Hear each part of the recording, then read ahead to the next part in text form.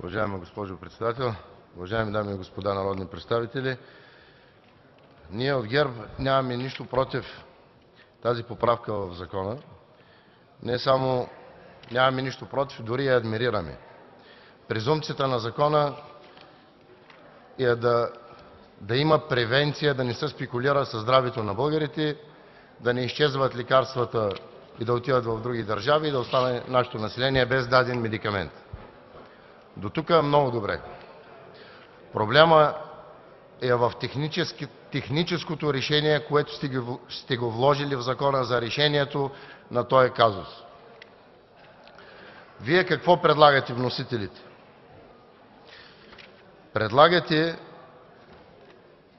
извършителят на паралелния износ да дава молба, да каже: искам да изнасям еди-кой си медикамент, дава количествата, които ги е внесъл в държавата, едновременно някой си някъде взима количествата, изразходени за последните 6 месеца, прави анализ и в рамките на 30 дена приключва с този анализ и ако няма възражение, т.е. ако нищо не напише обратно като писмо, това означава окей, може да се извърши износа. Това като техническо решение е неработещо. Защо? Защото има субективен елемент. Питам икономистите в залата, които имат намерение да подкрепят закона. Какво значи анализ на разходите? Какво значи? По коя методика ще бъде? Това нещо е опасно, защото ако алгоритъмът за анализа не е в закона, а е в наредба, аз мога да напиша така: средно 6 месеца по 3. Това е количество, което трябва да го има в България в момента на склад. Това е субективно. Няма цифра. Затова тази точка не е правилна.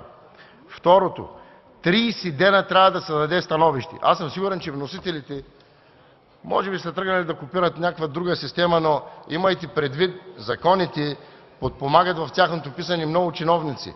За един чиновник 30 дена е нищо. За бизнеса 30 дена е страшно много.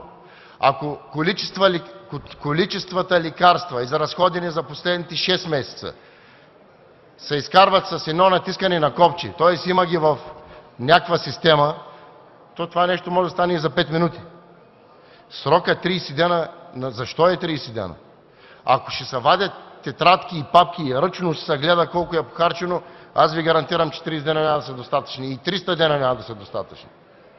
Затова решението, което сте го дали за превенция на спекулата, е субективно, а не е обективно. Доктор Райнов спомена германците. Те какво решение са дали? Обективно. Количества на склад за 2 седмици напред. Тоест съзнай, ако аналгина се харчи толкова, ние трябва да имаме 100 000 опаковки винаги на склад. Ясно. Ясно. А тук няма никакви цифри ясни. Тук е само субективизъм. И най-интересното е, ако ГЕРБ предлагаше този закон, което в случая не е така, но ние щяхме да дадем друго решение. Имайте предвид на тези, които не са в бранша здравеопазване, за да един вносител да си вкара медикамента в позитивния списък на Здравната каса, той челни стойки прави за това. Това държавата ще му плаща, гарантиран пазар има за това нещо. Гарантиран пазар. Ако аз искам да си предпазя пациентите, аз мога да му сложа в договора, за да ти влезе медикамента в позитивния списък, слагаш депозит 1 милион. Това не е условието. Това не е условието. Ако този медикамент изчезне от пазара, прибираме ти депозита. Кой вносител ще тръгне да прави спекула тогава? Никой.